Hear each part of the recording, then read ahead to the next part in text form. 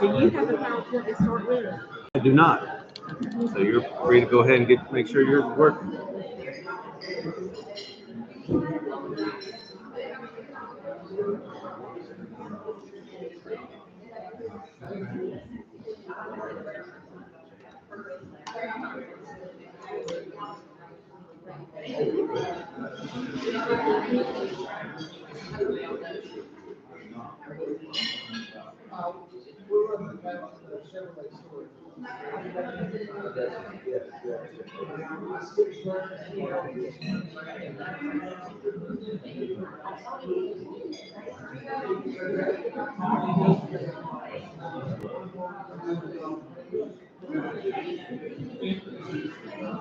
How are you, Kim?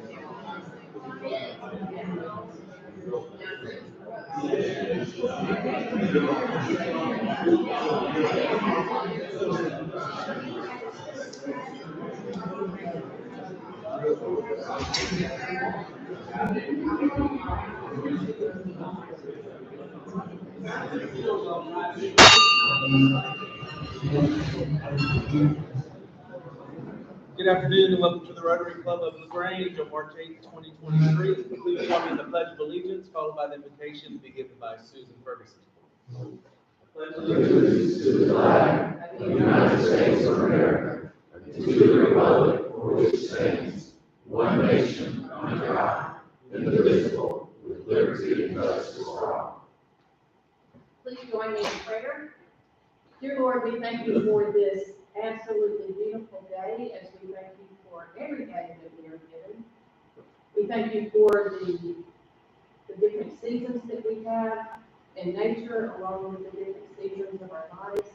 Dear Lord, we ask you to please wrap your arms around all of us in our community right now. There's so much grieving going on and so many lives lost. Dear Lord, we just pray that you will help us find a solution. We thank you so much for all of the leaders who step up and serve, not only you, but they serve our community. Some of them right here in our club. I just thank you for their willingness to step up and to serve. I thank you so much for this food, and we ask you to bless it in the unfold of our lives. Thank you, Susan. Kelsey will come introduce our guest.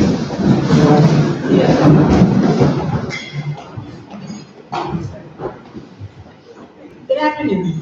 It is my pleasure to introduce our guests. Please stand when your name is called and remain standing until all names have been called. Our first guest is Jennifer Corstone of Discovering Soldiers Potential 2. And then there is Kaylin Flint of Sheridan, guest of Susan Ferguson. Next is Norma Bird, affiliated with Scoops, guest of Susan Ferguson. Then there is Mark Foster, and he's a guest of the Rotary Club of Carrollton. Welcome.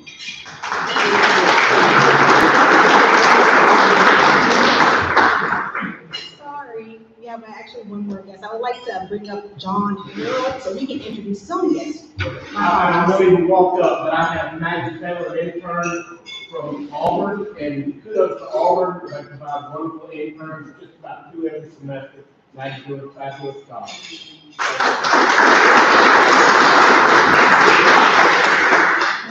Ken, Yes, ma'am. I just wanted to add that many of you may not recognize Kaylin by her last name, Kaylin Lee. She is actually Kaylin Cook. She's only been married a few months.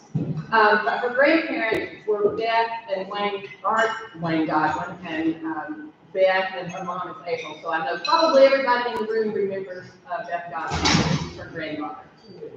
Welcome to everybody. So glad you're here today. Birthdays, Shirley's, of course, was last Wednesday. Shirley Finnebaker. And then there was a momentous one. Dee Linder was last Thursday, the 2nd. Shannon Johnson, Saturday the 4th. Dr. Eric Marks, Sunday the 5th. Judy Freeman's was yesterday. Jim Thornton is tomorrow. And Holly Winter is tomorrow. Don't know what it is about June, but a lot of birthdays in March. Club anniversaries. Drew Gay, 8 years on Saturday the 11th. Kathy Howard, depending on how you do it, 5 years recently, 12 years in total was yesterday. Matt Mallory is 15 years on the 5th. Trip 10, where you look at it, recent term, 4 years, 19 years in total on Monday the 6th. And Ted Youngblood, 19 years on Friday the 10th. Of course, big anniversaries we had last week. Carlton Wood was 18 years on the 2nd. Bill Stump was 35 years a week ago, and Paris and Kay were 31 years last Wednesday also. Board meeting next week, remember that for makeup. Board meeting not today, but next week. District Training Assembly coming up on Saturday the 25th, District Conference April 27th through the 30th, and our annual banquet reserved today is June 15th, so no Wednesday meeting on the 14th. We've got some moments for happy dollars, if anybody has money to spend. One person has money to spend.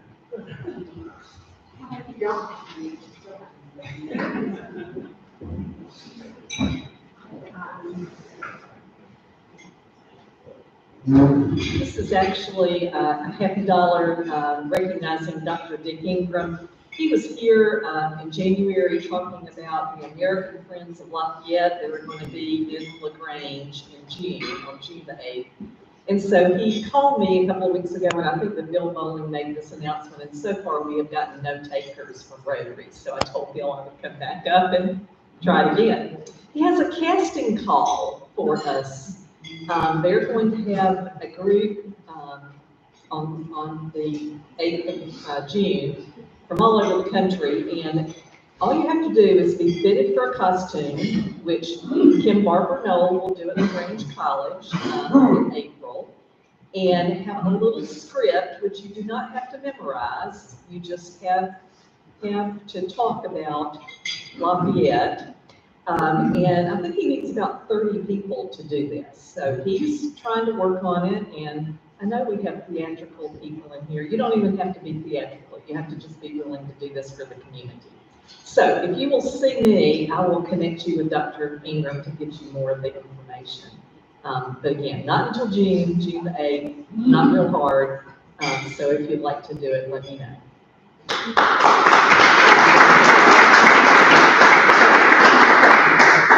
have to argue, and I have two. The first one is March 21st at 7:30, the LaGrange Symphony Orchestra is going to have our first spring concert. Our guest artist is the winner of our last year's Young Artist Competition. She's an alto saxophonist who's a graduate student at the University of Georgia. And it's going to be a great concert. If you need tickets, just go to our website and it will direct you on how to get tickets, or you can call the office. The second thing I'd like to do, and I'm putting another dollar in for it, is a thank you. Some of you don't even know me. Last week was one of my first meetings since early summer. I've had 2 hip replacements in about a 4-month time period and recovered really, really well. But my thank you is for the people that have gone out of their way to provide the ability to go on YouTube and participate in meetings, and to Jeff for the wonderful write-ups, because that length of time would make me very disconnected to Rotary if those 2 things hadn't existed. So thank you so much.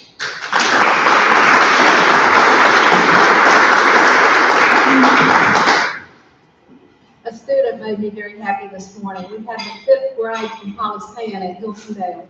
And one little boy was about to get back on the bus, and he said, I thought this was going to be so boring, but I had a great time.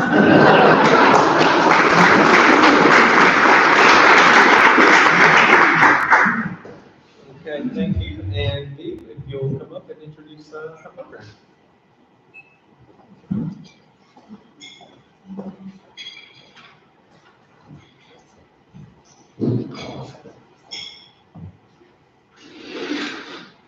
I'm actually honored to introduce our program today. In addition to being the board chairman of Community Action for Improvement Academy, serving 5 counties in West Georgia, our speaker is the founder and CEO of Discovering Soldiers Potential 2, a nonprofit organization dedicated to giving back and empowering our military heroes. Sandra is also the creator of the West Point Veteran Service, Waypoint Veteran Service Centers. She founded the nonprofit and the service center on a simple principle: service to veterans without ever charging a fee. Waypoint Veteran Service Center were designated to assist veterans and their families with transitional needs after leaving the military. The Veteran Service Centers assist with case management to address such needs as housing, recovering medical benefits, and finding a job. The centers also bring the veterans into a caring environment, often filled with other veterans and professionals who can really impact our lives. Sandra Brownlee has been understanding of the military and the life thereafter. She is a retired Master Sergeant. She served for 27 years in the U.S. Army Medical Department.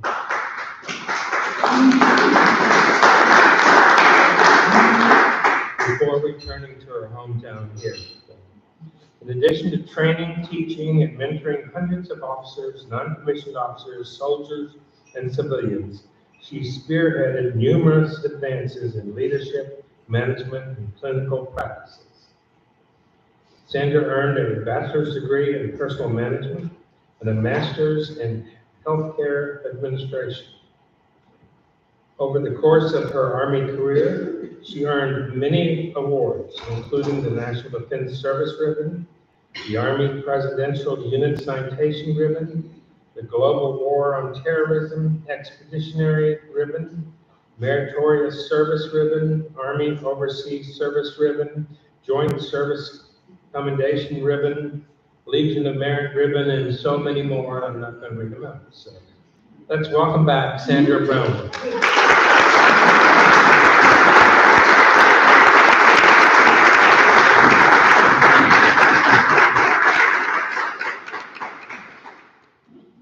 Thank you for cutting that short. I am not that person. But I do want to thank you all for allowing me to come back and just share with you some of the things that have happened with the service of potential and Waypoint Veteran Service and here in your community. Can you hear me? Yes. Okay, I can go louder, you do know that. I am from LaGrange. I don't really need this microphone. So you know all about me, our mission statement. I'm not going to read it to you, I think you can all read. But my biggest push behind this entire mission statement was, and I always use myself as an example, and I know that you all mean well, and I served for 27 years and thought I knew everything. But this is an entirely different world once you leave the military service. I don't care if you serve for 2 years or 27 years. There's an entirely different world you have to reconstruct yourself to be a part of when you leave the service. And I know that our communities want to be there to help us in any way that you can. So I'm going to give you an example of how you can as we talk along. But the biggest thing is that you're proud of what your military does for this country. You show it every time we come home, we come from deployment, we even retire, you show your love. But what I really think you want to do is show us how you can help us be better in your community, which is what I want to share today. That there's a way that if you know what to do, then it's a lot easier for everybody across the board. That's the biggest problem that I've come to find out, that most people don't know how to help a veteran to make them better in their community. Well, I'm going to share with you some ways to do so. Of course, so let's talk about the first thing. So when you say we submit medical claims, that means really nothing to you. I know. Just the look on your face says that means nothing to me. But what it means to me when I transition a veteran, the first most important thing we have to do is get them enrolled into that VA healthcare system. Why is that important? Number one, that is the foundation of whether they are entitled to care and compensation or not. The VA needs to recognize those who serve, and a lot of our veterans in this community, and I'll share you numbers later, do not have any idea they're entitled to even be a part of the military healthcare system. How is that a benefit for the community?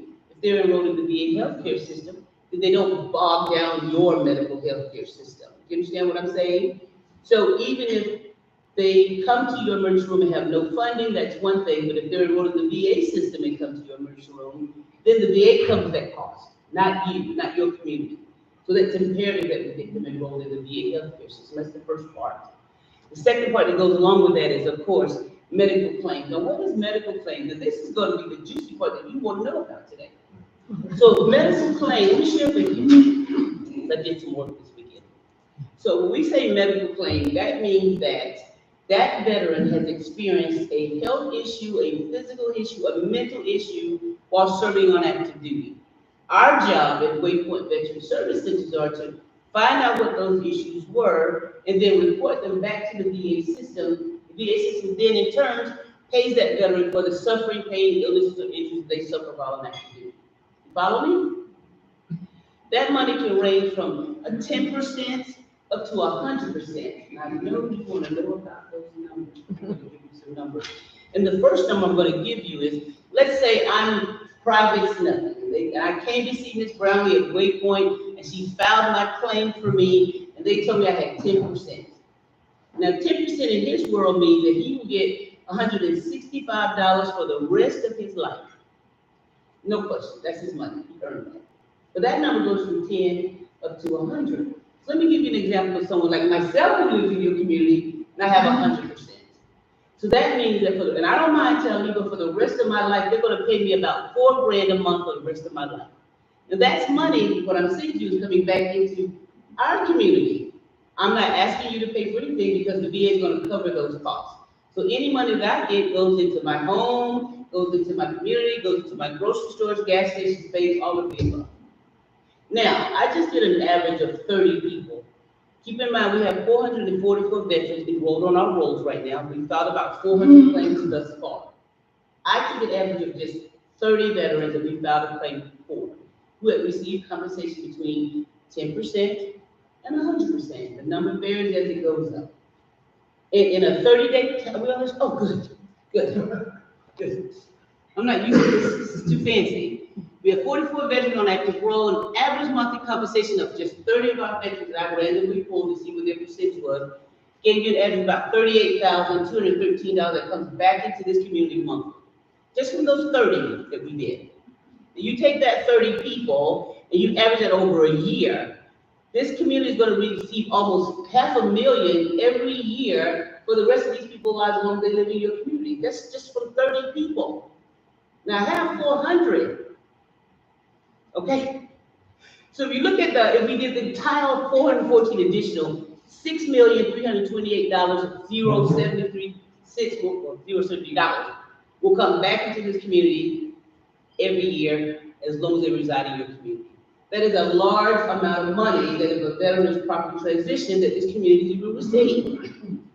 Now, you tack on those pieces, let me know when you take the slide, because I forget about the slide, and you have to let me know if I'm going on, okay? Okay, Okay, let's go back to, where are we?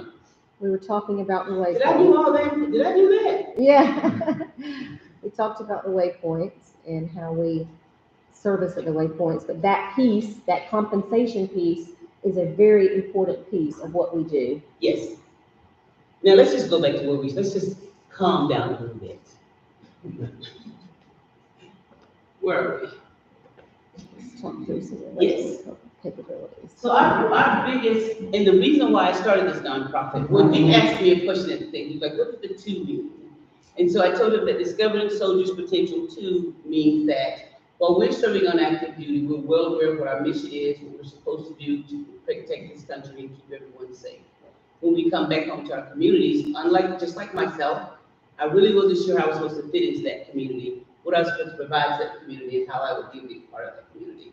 And that's one of the biggest things we do is we recognize veterans. And I chose to only work in rural community areas. And the reason why I only work in rural community areas is because 80% of our veterans who join the armed forces come from rural community areas. They don't come from metro areas. The other piece of that is the VA only services only services metro areas. You will not find a VA in a rural community area because that's not their service. Their service is metro area only because of transportation systems. So rural community areas where the majority of our veterans come from may not have a veteran-related service center there.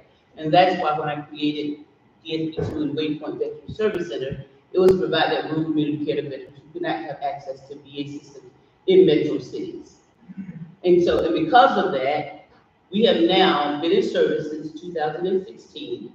My very first service center in Spalding County, Griffin, Georgia. We had a picture on the front page cover was the photo of the building that we resided in Griffin. We've been very fortunate now to expand our services and go from not only Spalding County, Griffin, we service in Macon, we also have a service center in Columbus, and we are now creating one here in LaGrange, Georgia. We've been here now for about 2 years. And so what I'm really happy about is that the county commissioners have felt that this was a service that could really benefit the veterans in this community and the 5 counties that surround this community. And they've given us the old state patrol office on Hamilton Road to reconstruct for our new service center. I'm very excited about that. That service center will provide not only transitional services for any veteran that comes through, but we'll have 12 bedrooms upstairs that can hold up to a family of 4 for transitional housing up to 12 months while we assist them with those transitional services. Listen, we are not a homeless shelter, and my goal is to eradicate homeless by getting veterans to process the right way. Living in that building for the 12 months will cost a veteran average about $400. That's all inclusive of everything they'll need to properly transition. That's where we are looking for folks to support us from. That building's a great space. It's located in an ideal area. We can do so many great things for veterans outside of where we are right now, and I'm very excited about it moving. Now, I haven't come to the community and asked for anything as far as donations, things like that, but I'm going to. I'm going to ask all of you, because if we get this building done, the things that we can do for the veterans who are coming into this community. And also keep in mind, you all have jobs and employment opportunities that are coming, that someone's going to need to work these opportunities. A lot of new businesses coming into this area, Remington, and just a bunch of people coming and moving businesses in, and you'll need someone to work in those areas. Now, keep in mind, Fort Benning, Fort Stewart, and Augusta, who I associate with on a constant basis, reference to this, is already getting veterans jobs in these plants. So when they come here, they're gonna need a way to live and do all the things they need in order to work in these job and opportunities that are here in this community. That is the reason why we want to get this building completed and done, because veterans who are coming into the community looking for work and prepared to go to work, we can transition them and make sure they get where they need to be. We have a better client to deal with. We have a veteran who's now ready to go to work in these new systems that are coming into the community. And not only that, it will benefit that system or that community or that operation in numerous ways. Number one, if you hire a veteran into your business, you don't have to worry about healthcare costs. The VA will cover that cost. So that's one less burden that a veteran will place on a business. The second thing is, you don't have to worry about that veteran staying anywhere, because they'll be staying with us as they transition until they get the place they need to be. Let me throw in that little space too, that we did have two veterans who just recently bought homes in True County, thanks to the process that we just took them through of getting them their benefits, getting them enrolled in the VA system, and then getting their compensation. And because of that compensation, they were now able to purchase homes right here in this community. So funding is flowing back in. By helping us help these veterans, you're not going to lose out on anything. In actuality, the community will gain a lot. And you'll gain it from folks who know exactly how things should be done based on our skill sets and our training while we served in the military. I'm rambling, I think, a little bit. I think I am understandable. Are there any questions so far as we go along? Does this make sense to you? Okay. I got one. Yes. I think I misunderstood or don't understand, or I don't know what you use right now. You Okay. mentioned something about getting a 10% benefit, and you help them get up to 100%. So the baseline percentage for anyone who files a compensation claim, if they get awarded, is 10%. That's the minimum that you can get based on your, whatever it is that we filed a claim for. It doesn't mean that's the minimum you can ever get. It means that's your baseline to start. I may file a claim for you today, you may automatically receive 100% back. It just depends on what you find in those service records that compensates the money that you get. I was just confused as to why they would not get 100%, I guess. Well, a couple of reasons. Everyone's not entitled to 100%. Number one, it's based solely on your service in the military. It's based solely on your injuries, illnesses, or disabilities from the military. Yes, and so, and I will tell you that there's no other veteran service organization that does that medical piece prior to doing a compensation claim. The reason why we're so successful in getting our compensation claims back, where I can proudly say of the 444 that 400 have received compensation, is because we do a certain process before we do it. My background, of course, is in the Medical Service Corps, but I also serve as an Inspector General oversight for medical court review for the VA system and for the Department of Defense. But then on top of all of that, I also know the VA system here in this community and know exactly how that process works. So I do know that prior to you filing a claim, there's certain things that need to be done in order to ensure that they come back successful. And my job is to make sure they're successful, because if they're not successful, then they can't do much for the community they're going to be residing in.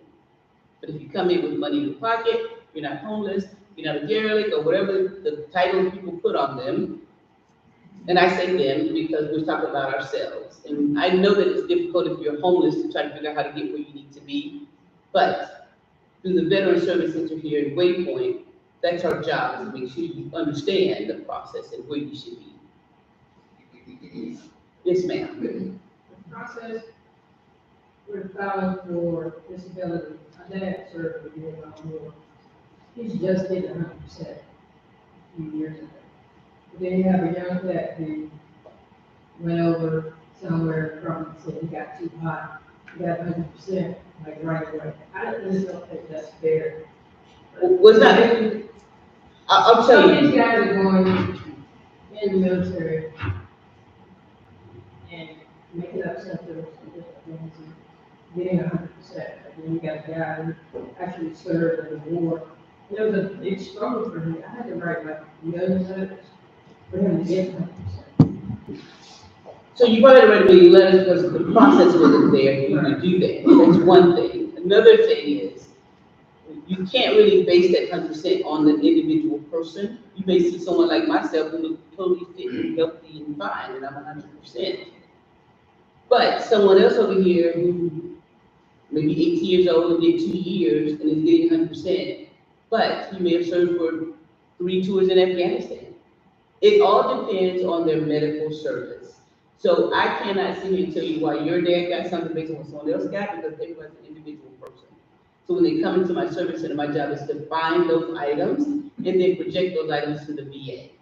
If it constitutes 100%, that's what they will give them. So I was wondering, is it just easier now than when we first started, writing notes and people aren't getting it 100% faster, so maybe just the time.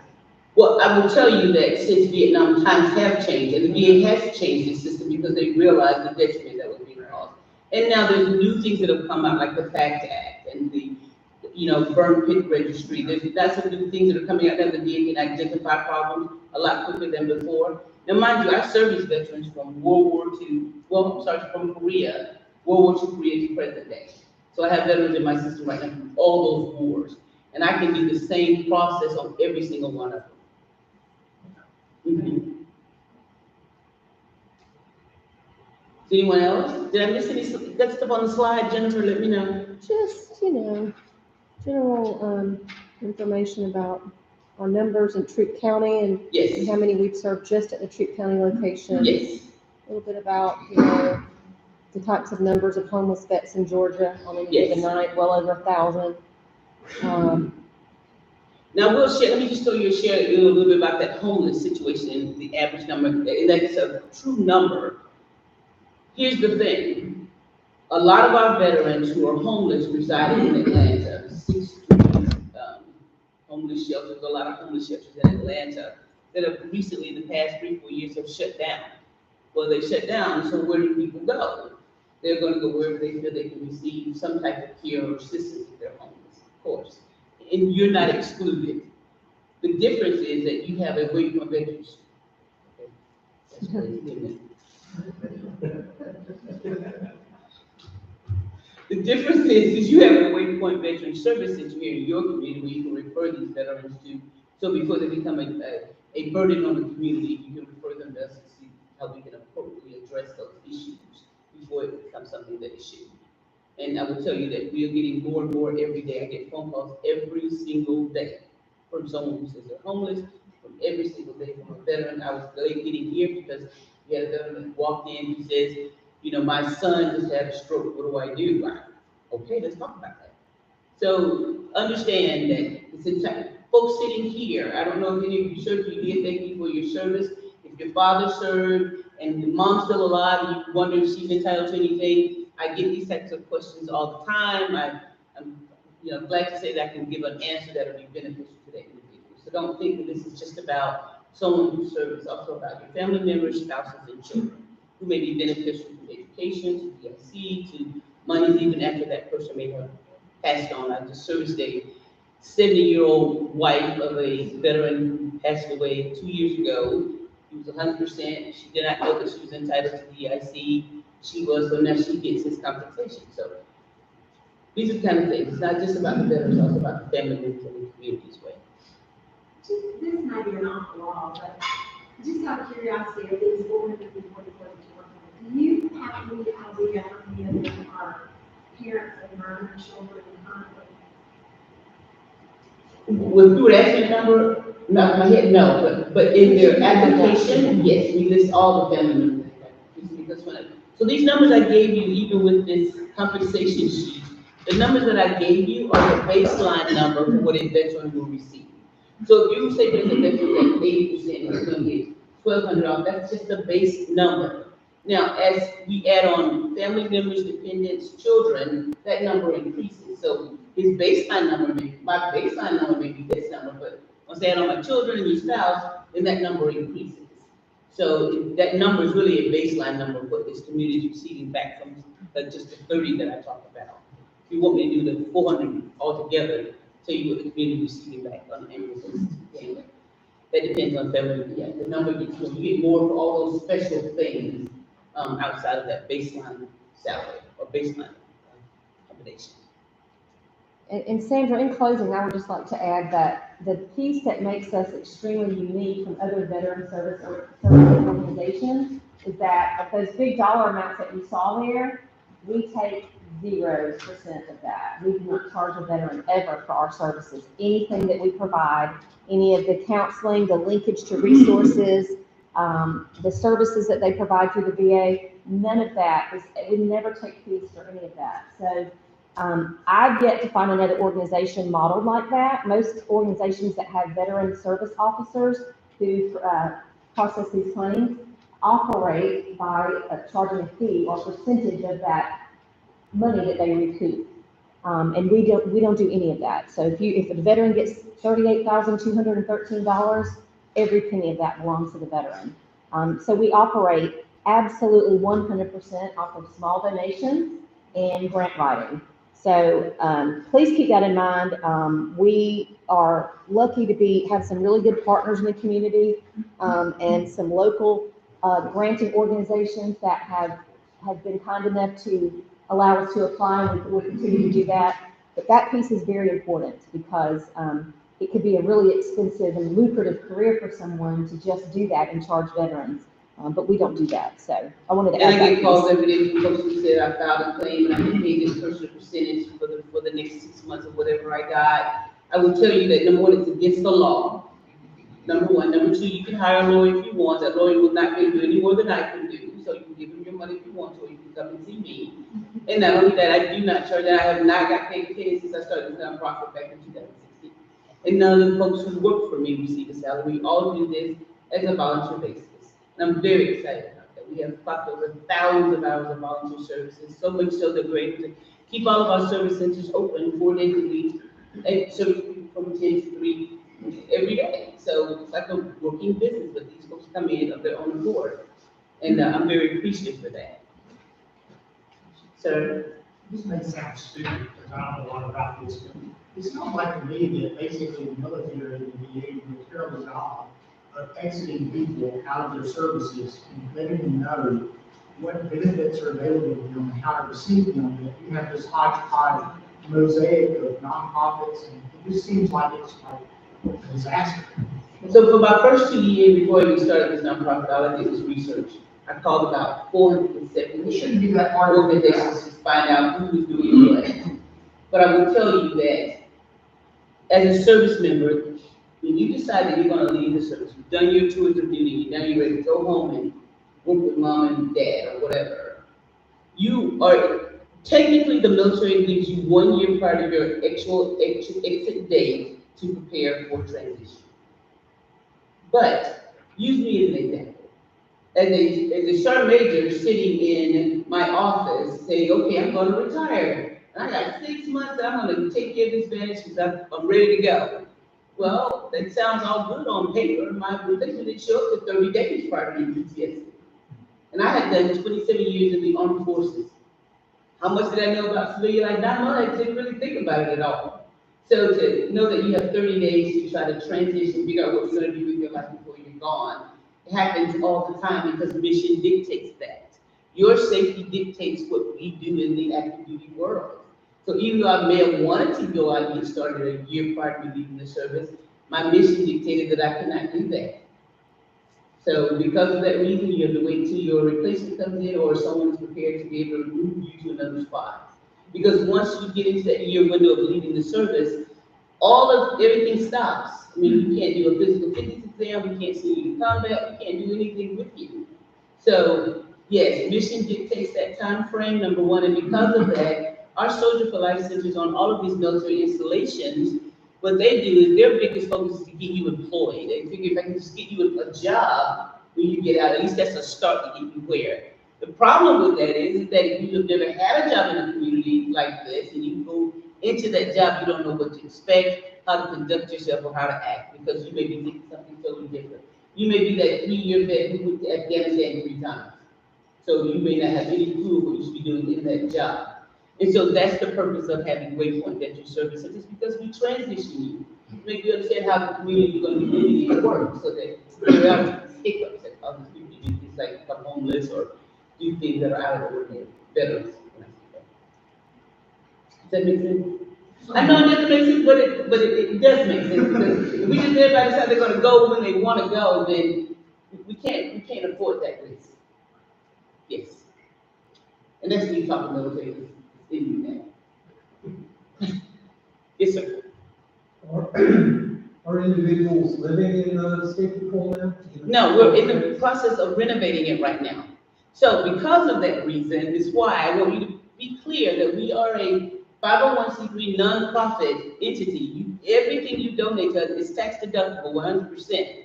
I'm just sharing this all with you because I'm going to tell you about our dsbwaypoint.org website, where there's a big blue button where you can just click on it and do all you want to, all kinds of great things. And so I want you to emphasize that dsbwaypoint.org is our website. It's in the folder. Yeah. You're sitting around drinking a glass of sweet tea and got nothing to do, and you feel like you want to donate some money, just go to the website and click that button. We will take it. Every penny we have goes back to that veteran services. And the only thing we ask of our veterans is a form in our application packet that says pay it forward. That pay it forward means however he wants to do that. If he wants to give us a donation to getting him compensation, great. If he wants to come and sweep some floors for us, great. If he wants to bring us a case of water in, great. Because anything that is given to us is used for our veteran services. So we're always looking for support. We will be looking for more support with this building. We're looking to make sure that these bedrooms are quality rooms where these folks are going to be staying while they transition. I want the spaces to look like they a place where they want to come, as if the town is very proud of their veterans, what the veterans have done for them.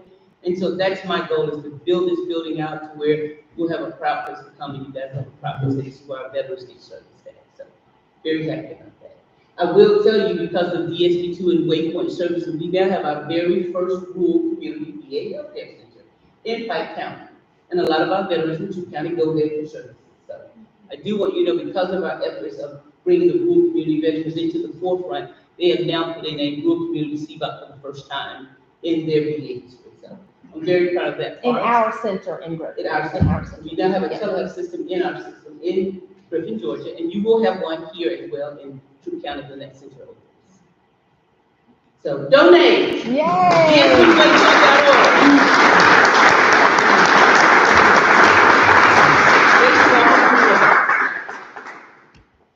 Thank you very much. Before the program, I talked to Sandra and I said, "You're not a Rotarian." She said, "No." I said, "Why?" She said, "I've never been invited."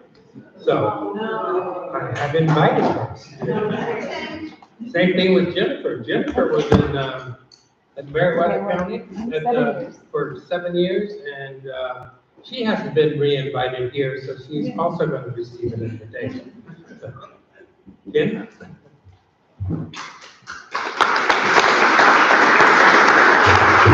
Thank you all so much, and Sandra, thank you for your past service, current service, and continued service. Thank you. Thank you very so much.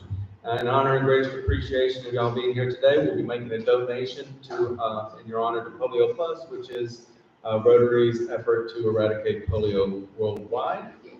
Next week, Paul Stebbins from LaGrange Personal Age. The next week at 3/22 is the former AG Commissioner, Gary Black. And then the last Wednesday of the month will be our own trip in with the Callaway Foundation update. Whoop, whoop. Thank you so much for being here. Be sure to say hi to everyone around you. Thank you for being here. We're adjourned.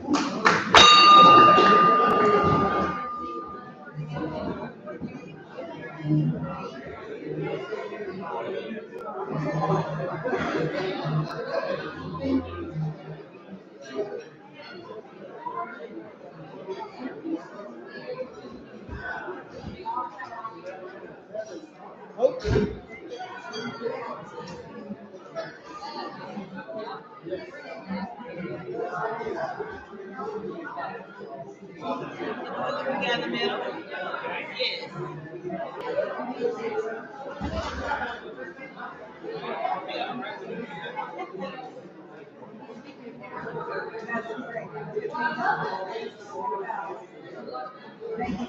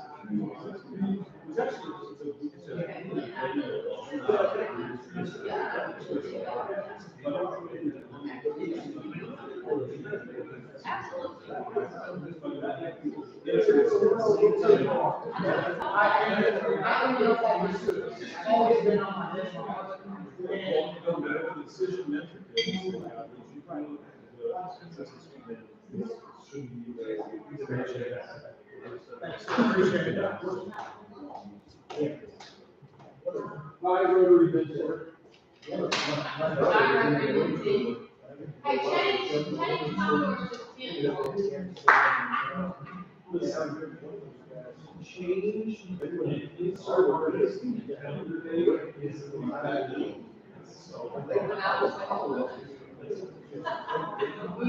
I'm probably gonna have to hire one of them anyway, so I'll just send them back to the airport. They're gonna be coming in at like, 11 a.m., I'm gonna come back and get you over at 6.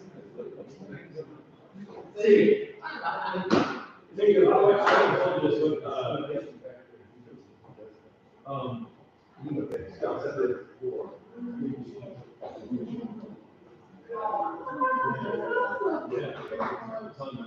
Yeah.